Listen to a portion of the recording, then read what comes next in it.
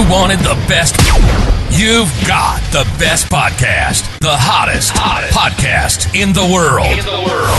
The Chris Voss Show, the preeminent podcast with guests so smart you may experience serious brain bleed. The CEOs, authors, thought leaders, visionaries, and motivators.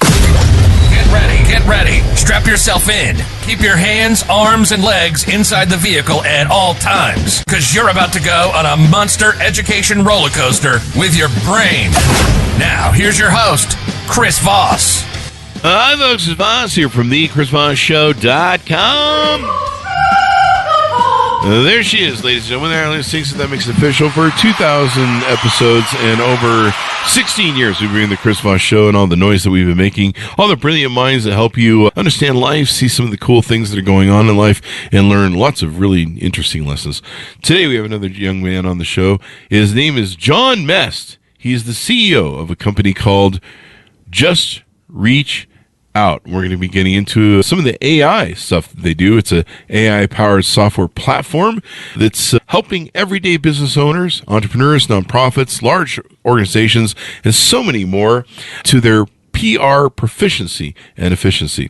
He's worn many hats in his career, Jon has, with job responsibilities ranging from helping to buy and sell technology companies and investment bank to running technical sales and customer success teams at big data analytics company.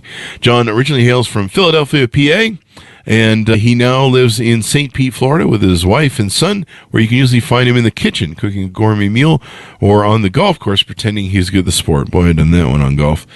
Welcome to the show, Jon. How are you? I'm doing great, Chris. How are you doing today? I am doing excellent. Yeah, I tried golf once too, and all it was lots of swearing and throwing and breaking of things, and yeah, that's pretty much how it all went down. I moved to Florida a few years ago, and they say, "Oh, you must be a great golfer now." No, it doesn't work like that. If you can swear, you're probably good at golf. Or not good at golf, or anyway, it's mostly about the swearing. Jon, give us a .io. Where do you want people to find you on the interwebs there? Yeah, so Just Reach Out is at www.justreachout.io. That's our main website. You can find everything there, including more information about the product, how to sign up, and everything else we'll talk about today. So give us a 30,000 overview of your software and what does it do? Yeah.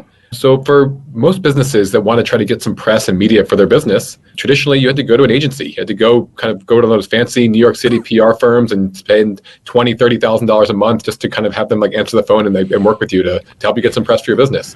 That is not the case anymore.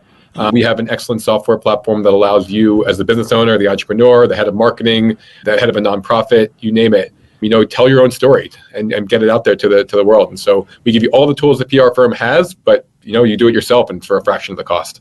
Wow. So what made you start this company? What was the proponent behind it? Yeah, and so the company actually has been around for about 10 years. And so a guy named Dimitri started the business originally as more like a consulting, kind of help some people hold hands. And through the process, built out this software that really resonated and made it work. And then my team and we came in a little while ago to help kind of bring it forward to a more software technology platform that is today, AI-focused, really self-serve tool that enables, really, like I said, anybody to sign up and use it anywhere all over the world. Wow. So tell us just a little bit about yourself. People like to hear about our authors and guests. How did you grow up? What made you got into being an entrepreneur and getting someone down these roads where you were doing investment banking and all this other stuff and led you to this point? Yeah, I was a kid that grew up just outside Philadelphia. There's a few things I'd say that led me towards entrepreneurship, which I'm sure will resonate with a lot of your audience. But really, I hated authority. I didn't like having a boss, didn't having somebody tell me what to do. So that was always the first part of that story. And I always just kind of had a knack for, finding different ways to make a buck when I was a kid. All my friends got jobs bagging groceries or, working at the hostess stand at the local diner. And I was like, you know what? I like baseball. I'm just going to call the commissioner of the local Little League and see if I can umpire games. I was 13 at the time. And he's like, all right, come on in. I knew the playbook better than most of the 40-year-olds that were doing the games. I was just I loved baseball. And so I showed up and I started making $30 an hour as a baseball umpire at age basically 13 or 14, while my friends were making maybe $5.75 bagging groceries. So it was just... I was making $3.35 bagging groceries and also stocking shelves and $5 a lawn, I think it was, that I would mow. Yeah. Wow, I feel really stupid now. What was I doing? It took a couple phone calls and some good Pretty luck, savvy. but it was the mindset of, I don't want to just do what everybody else does. I don't want to do what they tell me to do. You know what? I like baseball. Maybe I can try to make some cash out of this throughout high school. So that was where it all started. Do what you like. We talk a lot about that in the show because it's hard to get up every day as an entrepreneur if you don't love what you do. I've seen that movie. So then you go on to investment banking, running some different things, and what made you interested in launching this? Was it the AI version of it? Was it the, I don't know, disrupting PR? Yeah, and so there's a few pieces of that question. I think that the most interesting part is the disruption part of it. So I was that kid. Like I said, I was a big math geek. That's why also I loved baseball. It kind of fit hand in hand with baseball stats, things like that. So I got to college, studied applied math, statistics. Really enjoyed the data science angle of things. Mm-hmm. So I graduated, wanted to move to New York City, and that's where my friends were going. And so I got a job on Wall Street, and that was not exactly the culture was right for me, but learning how to kind of learn the technology space through kind of buying and selling companies in that area really opened my eyes to what could be out there. And so for me, the most fun part of my job was just learning about these up and coming companies that were at that point trying to sell maybe to a bigger company and what they were doing to disrupt their industries. That just kind of led me throughout my career through different places, and ultimately to JustReachOut, where we found that PR, like I said, it's gatekept by the agencies. It's a very expensive relationship industry that doesn't have to be that way. There's so many other examples of this I can go through, but PR in general, nobody knows your story better than you. If you are founding a company or you run a soap business or you run a nonprofit, like why pay another person to tell your story for you when you can do it yourself? Nobody will do it better than you. You can tell that story. So if you just had the tools and the angles to do that effectively and efficiently, we want to give you that opportunity. And so we've had thousands and thousands of businesses try to do this just with us, and it's been fantastic with results. And I think, correct me if I'm wrong, but one of the reasons people have to pay PR agencies is they have the lists and emails of influencers, journalists, and all that sort of good stuff, right?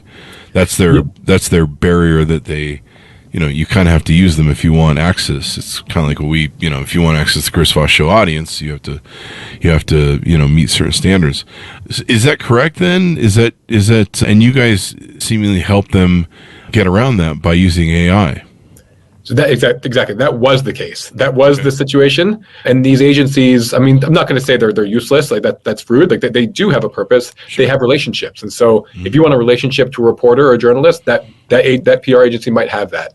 But if you're just trying to get off the ground, you're trying to work your way up and build some good media and press for your business, you don't need that relationship. What you need is a good story and a good narrative. And that's what we can help you do. Craft that narrative through the use of AI to find that right piece of information that'll get you that hook to the journalist that'll care about you. You don't need the relationship for that. You need, just a good idea and a good angle and some help from the AI. And then we can help you getting the email address and getting in front of these journalists. That's like, we offer that now. So you don't need to use the agency for that.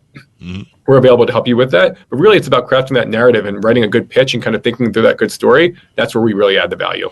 Yeah. Plus, you guys are much more expensive than hiring an annual contract PR agency, especially of given size. And most people can't afford that. It's beyond their budget. And AI seems to be a disruptor in that sort of thing. Now, I see on your website there's several different tools. There's journalist outreach, pitch requests, podcast outreach, broken link building, and guest post outreach. Talk to us about what these are and what they do. Yeah, journalist pitch request is pretty straightforward, just like what it sounds like. We give you you to actually reach out to journalists, whether that be traditional print media through a newspaper or magazine. Could be a blogger, it could be a YouTuber, it could be kind of anybody. It doesn't necessarily have to be what journalist normally means. It could be anybody that's kind of reporting and doing media on your topics. And so we give you access to all the different opportunities through that module there. There you go. Yeah, and then things like podcasts, same idea. If you want to reach out to a podcast and pitch yourself as a guest on their show to kind of learn more about the show, kind of start a relationship, we can enable you to do that as well. And we have great partners to help us through that. And you have a really amazing way to kind of get yourself out there from a long form interview or written, rather than just the written word. Mm-hmm. Then you got broken link building. Is that still a thing with with Google's? What do they call it? The algorithm or whatever, where you need to build, or I guess. Tell me what broken link building is, I guess. Yeah. So it's very common when you're if you're a blogger, say, and you write a post about the top 5 best PR softwares out there. And so you write, here's number 1, number 2, 3, 4, and 5. What if number 4 goes out of business and their website is no longer working and they're no longer available? Now, this blog post might have been written a few years ago. You don't even remember that you wrote it, or that you don't remember that company went out of business. Oh, wow. And so what we can do is we can help you find these pages that are talking about your industry, your topic, your niche, help you understand that this blog post has a broken link on it because it's linking to a company that no longer exists, and make you easily reach out to that blog owner and say, hi, like, Chris, I see that you wrote this amazing article about the top 5 PR softwares. I just want to let you know that number 4, actually, that's no longer working, and that you're linking to a broken link on your page. That actually hurts your SEO. It's not very good for you. Yeah. Oh, and by the way, I run a great company here. I'd love to be included in your list. Here's why. And you can kind of pitch yourself to that person. We get that pitch on the Chris Voss Show all the time. I'm not sure they find a broken link. They're usually just trying to hijack other links. But this is doing the blogger a service. Yeah. We get all these fun people from the Philippines that do stuff, and they're always pitching because they want to. Usually, they want casino links on the show. There's a lot of deal about that. So, can I use that till I plug in the Chris Voss Show and I find all the broken links, basically? Yeah, you can find WordPress. Yeah, there's two different things there. You can find kind of different places that you are like linking to broken links, which would be, unfortunate. That actually, you mentioned the Google algorithm. They do ding you if you are linking to dead pages on your sites, because it doesn't look, it makes you seem less authoritative. Let's put it. The Chris Voss Show. I mean, we're 16 years old. We've reviewed so much stuff. I mean, Google Wave, if you remember that. Like, we used to review a lot of the early apps in the 2010s that were, so many of them are dead. We probably have a lot of dead links. We really should look into that, I guess. But and some we don't know about. I mean, there's sometimes we've had someone on the show and I'll go follow up a couple months later and they're gone. A lot of the NFT people, I think, hit the wall. I have a couple buddies that decided to jump into that game as well. They some of them did, some of them not as well, but we'll leave that to them. I think some of the NFT people we have on the show, their links are gone bad, but that should be something I should be looking into. That's definitely a valuable service because, like you said, Google pings you if you have broken links, and when you have 16. I mean, what are we at on the Chris Voss Show? 16 years, but you're looking at in numbers of posts that are published on the Chris Voss Show is almost 5,500 posts. Yeah, over that time. Yeah, that's kind of some issue. I'm not sure. Yeah, and now you've got guest posts outreach. So if people want to, I get that all the time. People asking if I want to take guest posts on the blog. Yeah, what we've done is we don't just tell you to reach out to anybody. We curate a list of blogs that do accept guest posts. Basically, it's not just like spamming. It is really a curated way for you to write good content, develop a good kind of story angle, and you write it yourself, and then you can guest post onto those other blogs. And they're inviting, they're welcoming these opportunities because they are specifically asking and looking for people. Oh, so they opt in. Yeah. Okay, because it's not one of my favorite things to do, but like I said, we get all this casino stuff. They want to put casinos on to legitimize casinos. We get them too. We are not here to help you spam. That is not our product at all. Our product is really for you to kind of get good press for your business, and it's why our customers are successful. And then pitch requests. What are pitch requests specifically? Yeah, so I don't know if you're familiar with the tools like Harrow, Quoted, like Featured, these types of places. Yeah, my friend started Harrow. Okay, yeah. So now SOS is Quoted. Quoted emails us a lot. Let's put it that way. I don't think Featured and Profit or SourceBot have hit us up yet, but I know that Quoted's all on our email. Yes. So we don't try to compete with those services at all. They have their own businesses. They're doing very well. But what we've heard from enough of our users who use us for more cold outreach to journalists and podcasters, and they use those services for more like the connections to journalists and kind of pitch requests. What we do is we've heard enough times that it's really difficult to find the right pitch requests. I'll get these emails Harrow is no longer, it's now Connectively, but like Harrow, you get these emails from Harrow, it's like 100, 200 requests, and it's hard to find which ones are relevant to you. Yeah. So we built an aggregator tool that allows you to find from all the different sites. You can search for different terms, keywords, even subscribe to those searches, and we'll tell you when those keywords or terms are coming up in pitch requests, and allow you to then go in and respond to them via those outlets. And so we're not really kind of reinventing the wheel here. We built an aggregator to help you more easily find these pitch requests so that you can then respond to journalists that way as well. Yeah. The getting on podcast outreach to get on podcasts, the services you're charging for it are really inexpensive comparatively to what's out there. I mean, we've had people, we know shows that are charging $4,000 to put people on. we know of PR agents that are charging $18, $20, $25, $30,000 to people to book them on podcasts. Sometimes they're telling them that they have to prep them for a year before they'll book them, which I'm like, you're going to have to pay for a whole year before they book you on a podcast? Like, it's really not that hard. I mean, we've seen, our inboxes are flooded with PR agents selling, and we have a lot of respect for PR agents and everything else, but it's so funny. I mean, the amount of money that people are being charged to be booked on podcasts it's can be outrageous from what we've seen. Yeah. Yeah. Yeah, so we are not here to bash agencies. That's not the goal of this podcast today. But I will say that what you're describing is exactly correct. They're charging thousands and thousands of dollars to help you, book podcasts because they have relationships. They can call people. They can reach out to people. But then again, if you run a podcast, maybe it's a small niche. It's like a women's mental health podcast. It's about a very specific area, very specific topic.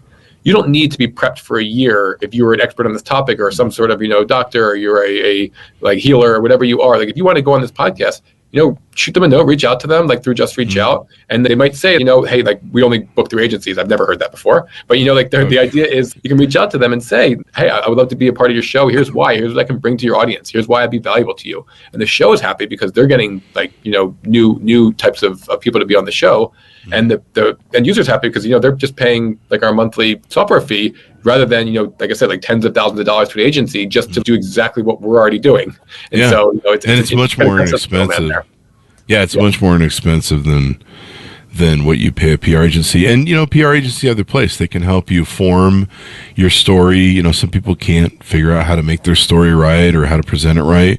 PR agency can help you design that, form it. They can help manage your stuff, but not everyone can afford it. If you're a small entrepreneur, you're just starting out, I can see that your pricing can make sense to them so that they can take in and it looks like it's kind of a little bit of brand management too, right? Absolutely. Where you can manage your brand. Yeah, on that mention about services as well. I'll mention this because it's actually not really on our website because we don't really push it as much anymore. But our business used to be much more around combining the idea of a service with the software itself. We're much more, hey, you can go onto our site and use our tool self-service now completely, but we still do offer these services, not anywhere close to agency prices. We're not charging out the window. We're not even trying to make money on our services. We're just, sometimes we can sell services to our customers for the purpose of using our software better. And the reason why I mentioned that is what you described. Sometimes you do need a little help kind of crafting that narrative, thinking through what you should be telling. Hey, like I said, I run a business. I know what I do, but maybe I don't know what the listener would want or what the reader would want from these different journalists. And so we can help you craft these different narratives, help you write these first pitches. Our most popular program is the Jumpstart program. We do a full white glove service for our customers for the first month. We go through everything. We go through everything with them. We help them craft narratives, write pitches, think through what they could be possibly be selling their brand to the media. And then with the full intention of handing it to them, training them on how to do their own PR and how to do it all, and then they run with it the rest of the year. We're not here to sell you services. We're here to help you be more successful with your PR, and we definitely offer that to our customers as well. If there's companies that want to opt in or journalists that want to opt into your program, how do they do that?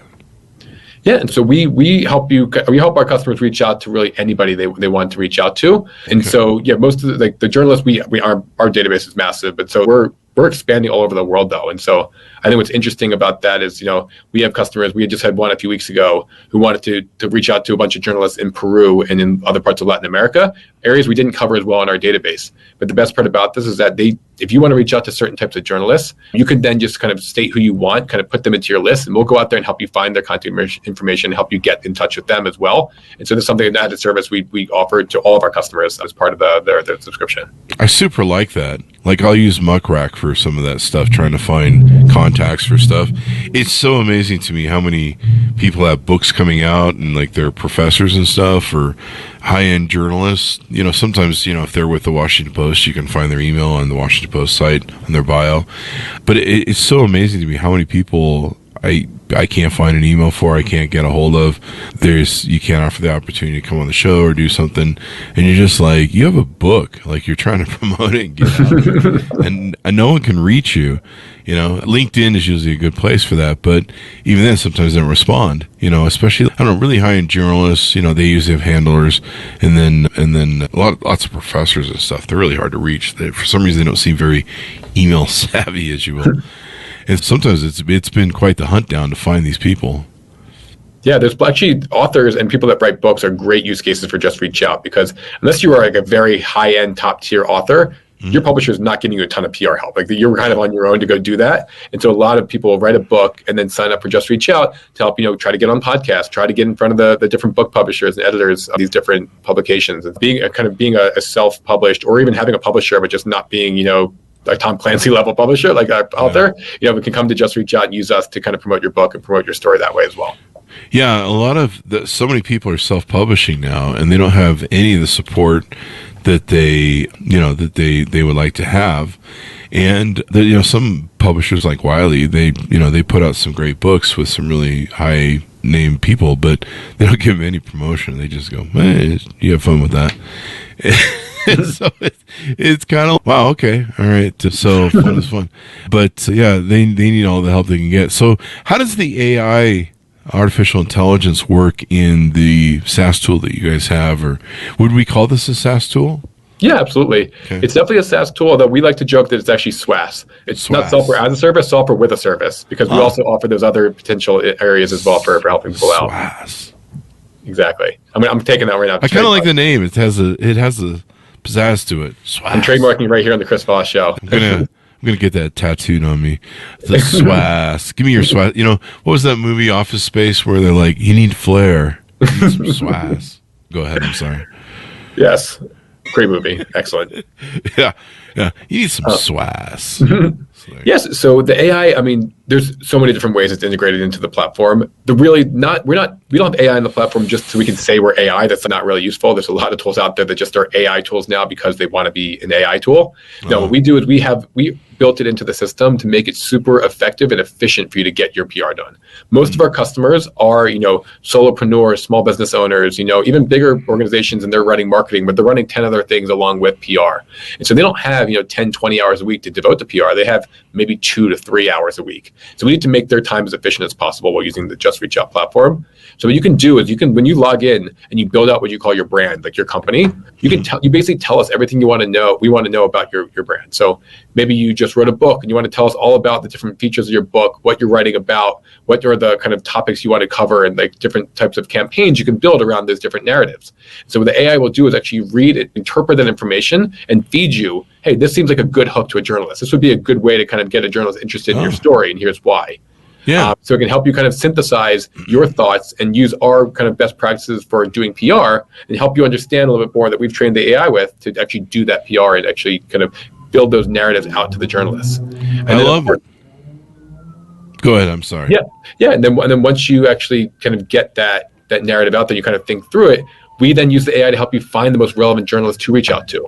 So it's not just go through our database and find out who writes about, self-help books.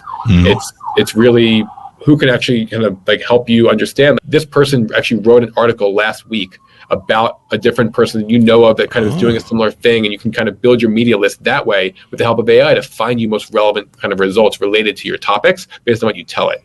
And so it's not just, helping you craft messaging, it's also helping you find the right journalist to reach out to actually build your campaigns around. So it's kind of throughout the process built in there. That's brilliant. That's some really great targeting there. That's really awesome targeting, because you can really drill down to what you want, find what you want. Finding recent pitches. Up until now, the only way I can do stuff like that is through Google Alerts, and it's really not very good. That's pretty awful. Yeah, there's actually monitoring built into this as well, so that if you wanted to track yourself or your competitors or whomever in there, we'll like once a week we'll shoot you a note. Hey, did you see here are some articles this past week on this topic or on this company or on these people about these different things, and it can help you kind of reach out to those journalists and say, hey, I saw you wrote about my direct competitor last week. Would you mind interested in talking to me? I think we have something interesting to say as well.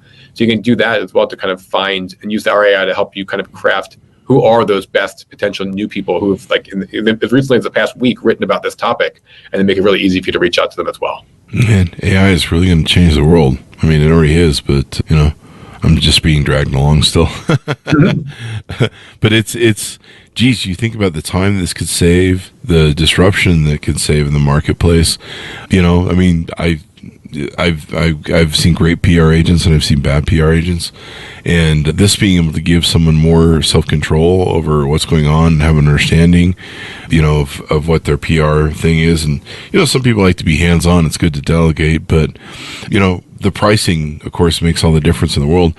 What do you see the future of what you guys are doing there and the effect that AI is going to have on marketing services such as yours?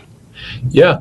So I think there's like a weird dynamic in this area where some companies are just AI is everything, and we think that you shouldn't even have to do anything. You should just tell us who you are as a person, who you are as a company, click go, and then we automatically use AI to send out pitches, basically send people different things, reach out to different outlets, and it kind of does everything for you. So you do literally nothing besides tell it a few sentences about yourself, and the AI does the rest. We don't believe that is the best use case for AI right now in this world. We think the best use case for AI is more like what we described. It is helping to understand what you're trying to do, inform you about that, and then let you still, you own the messaging, you own your story. And so while AI is really helpful, we think that you also should have the opportunity to, edit what it says, tell it what you think it really should be, and kind of help learn from that. And the best part about it is, as you know, AI can be trained. Our AI is learning from our customers and learning from what's working and what's not.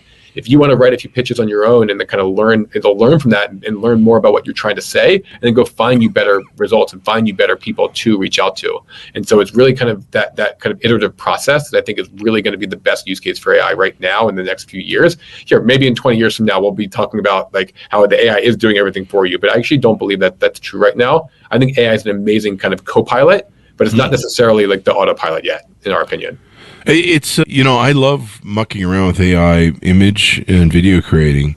And you're right. The back and forth, as you said, where you can tweak stuff and customize it and dial it into what you're trying to achieve with AI.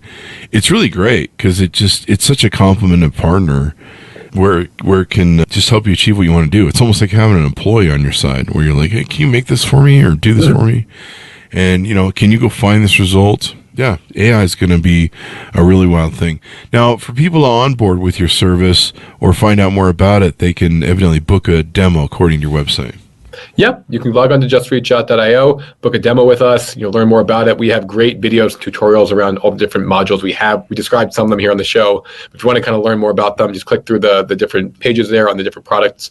And yeah, it's a great way to kind of learn more about what we do and how you can use JustReachOut for your own business. And then I think you guys offer a free trial so people can try it, I think. We do, yeah. We offer a week for free trial. I always say PR takes more than 7 days. You might not get all the results you want in Sure. 1 week, but it really can show you kind of the power of this tool, what it can do for you. You can get a lot done in a week and then, see if this is the right tool for you and then stay with us or cancel. It's up to you.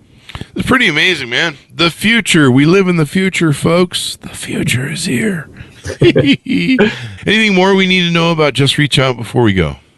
Yeah, so shameless plug here for our newsletter. We were talking about like AI and how it can be really helpful to people. We actually heard from our customers, they wanted to learn more about AI in general, not just about AI in PR software. And so we actually do a great newsletter that just gives you every week, a different topic about AI. This week, actually coming out later today, is all about what you described here before about, crafting those and then going the back and forth with the AI and kind of having it learn from what you're saying. That's kind of a really nice way to do that. So where they're teaching that one this week. And yeah, and also just for the Chris Voss Show listeners, if you want to try us out, we're happy to give you a discount through Just Reach Out. So you can get half off, so 50% off your first 3 months with us. Just sign up, tell us that you heard about us from the Chris Voss Show. Or if you book a demo, just let me know. Obviously, we can put that in our notes as well, and then you'll get that half off for the first 3 months. I see on your website you have several things you can learn, so things to help people. So how to write a media pitch. That's what, we talk to people all day long about. Bring your media points to the show. How to build relationships with journalists. The Quora PR strategy. Is there a PR strategy for Quora? Is this Never heard of that yet. I guess there's an unknown rock that I have not overturned in my knowledge. Yeah, check out our blog. We have some great, amazing blog posts out there about different topics, as well as when you do sign up for Just Reach Out, if you scroll to the bottom left of the screen, we have a whole help center, including a PR masterclass, free of charge for our customers. So if you want to go learn, it's about PR, not just about Just Reach Out, but it's just about how to do PR better, how to write a good pitch, how to write a good story and a narrative. Check out our masterclass, broken down little bite-sized videos. It's great. Our customers love it. It's a really great way to learn more about PR. I've always been wondering what's going on with Quora lately. I mean, it's great for questions and stuff. I remember when it first came out, it was like really huge. It was one of the first like sort of unicorns at first. It just rocket shipped up, and it's kind of had a steady burn all these years. So I still use it. It's still a useful tool. Do you really? Oh. Yeah. I'll have to watch your video here on the Quora PR hack and learn more about what's going on here. Maybe we have to make a bunch of articles over there. Why does the Chris Voss Show suck? Oh, it's probably the host. You know what's funny is those PR things they'll put on TikTok where they'll be like they're selling, I don't know, underwear or something. They're selling everything on TikTok now. It's almost kind of annoying. But they're selling something, whatever the product is. So let's just say in this case it's underwear. And they're like, and they do these posts like, why I would never buy this underwear. You seen that? They're like, it's like alternative or opposite posts. I would never buy these underwear because they fit really well and feel good and they're really inexpensive. And you're like, what? It's kind of interesting. You think you're going to get some trolling sort of shit slinging, and then you're like, wait, I think I just got sold the product. Did I just order something? Yeah, you got to be careful. A couple clicks, all of a sudden you're getting some fresh new $100 underwear sent to your door. There's a technique that people do that is Bob a ripoff thing. Have you seen that where they do their own? They do a post. It's usually guys who are selling courses and programs, but they'll do a pre-ripoff post in case everyone accuses them of being a ripoff. And they'll be like, "Is Bob a ripoff artist?" And then they detail what Bob does, and you think at first it's like someone's knocking Bob. So anyway, I guess it's a strategy. Yeah, I mean, listen, virality works. And so if you find a way that works, great. A lot of our customers love the old traditional way of, just telling a good story. But, if telling people you're a ripoff makes people think you're not a ripoff, then by all means, like, Bob, go for it. It's a really weird opposite day sort of thing. So give us your .io as we go out and final pitch out and how they can onboard, book a demo with you guys, et cetera, et cetera. Yeah, www.justreachout.io. You can't miss it. Top of the screen, click on book a demo. Let us, like I said, if you want to sign up and try us out on the free trial, by all means do so. Just in the box where it says where you heard about us, tell us the Chris Voss Show so we can give you a discount. And learn more about us. You can also reach me at Jon, Jon, at justreachout.io. By all means, I love hearing from customers. I love hearing from prospective customers. What do you want to learn more about? What do you want to do? Please, by all means, I answer every single email myself. So please do send them. Thanks, Jon, for coming to the show. We really appreciate it. Thank you, Chris. Man, AI is changing the world. I'm just holding on for dear life. I'm usually really good at innovation stuff, but this AI, man, it's moving fast. I'm just holding on for dear life, going, whoa, I'm getting there. But the contributes that it has. One of the things I've really enjoyed about the open AI generative whatever things is it really helps peak your creativity. And here's an example people use with what you're doing there. So when I started one of my first multi-million-dollar companies, we started with $2,000. We sent out a shotgun mail, and this is back in pre-computer days. Mm-hmm. And it was like 100 pieces of mail, and it had different segments on it. And my business partner is, we just want to do this one thing that we started the company on. We're just going to keep doing that. And I'm like, but it's not very profitable. It's really thin margins. And it's really annoying. It's 24 hours a day doing hospital blood pickup and send to lab testing. It's really a lot of high stress. And so I said, we're going to send out 10 emails and I'm going to block it between 4 or 5 different venues. And the one group of people that I never thought would be a thing were mortgage companies. Mm. And we sent out that 100-person email, and the one thing that we didn't think was going to work was mortgage companies, and they exploded, and they became our number one client base. Wow. So my point is, with some of these AI systems that are now being built, you can find niches, and you could probably find, hey, this person, build relationships with journalists. There's a lot of journalists that like me. I don't think there's any journalists that hate me. We're pretty nice to everybody. They've all been on the show. But, you can find people that really like your flavor. There's some people that really love the show, and I like talking to them and stuff. Some of them are on CNN, and having a back conversation with them about politics or whatever's going on in the world. But it gives you can play with that creativity, I guess is what I'm saying, and you can maybe open up some doors and some options for yourself by playing with the AI. That's what I really like about it. I mean, I get so creative. At one point I was like, I probably could write a novel and then create the scenes in AI. And like I started doing these designs in AI, and I was like, I could write a novel. And I could start like just scene by scene. I could draw it just like a storyboard in a movie, and then I could write it out and stuff. I don't know if it'll work, but it just juices that creative mind. Yeah, I was mentioning before, like our newsletter this week is on prompt engineering. So it's like, how do you create your prompts in the best way possible to give it what you want it to tell you? And so like when you think about creative processes, it's very important to be like, have a back and forth, have a relationship with the AI over the course of your session with it, so it knows more of what you're doing. Hey, read this thing I wrote last week, and now write in that tone. Very normal thing to do. It's like things like that you can do to, like, instead of just describing how that you want it to write, say, read these 5 writing samples, and now write in that tone. It can do that. It's like there's different ways you can kind of train it to be a little bit better about doing exactly what you want it to do. Yeah. I build a relationship with AI too. I take it out to dinner. We do Friday night dates, couples and stuff. I take it out for drinks. Make sure it's happy. You got to do those date nights. The joke that I'm always very nice. I write please. I write hello, exclamation. I write please and thank you in my prompts. You have to be nice, because one day if they take over, I want them to remember that I was nice from the beginning. I like that. That's a good strategy. Dun, dun, dun, dun, dun. I always think of anytime I see those Boston Dynamic dogs, or I really get thinking about it. It's always that Terminator music that comes in my head when the movie opens in Terminator 2. Dun, dun, dun, dun. And the head, I think the skull gets crushed by the Terminator. So as he's hunting. Your movie references are great for me. You're now in Office Space, Terminator 2. You're really killing me today. This is good. Yeah. So thank you very much, Jon, for coming on the show. We really appreciate it. Thanks for for tuning in. Go to goodreads.com/Chris Voss, LinkedIn.com/Chris Voss, Chris Voss, one of the TikTokity, all those crazy, stupid places on the internet that people are always yickety-yakking. Thanks for tuning in. Be good to each other. Stay safe. We'll see you next time.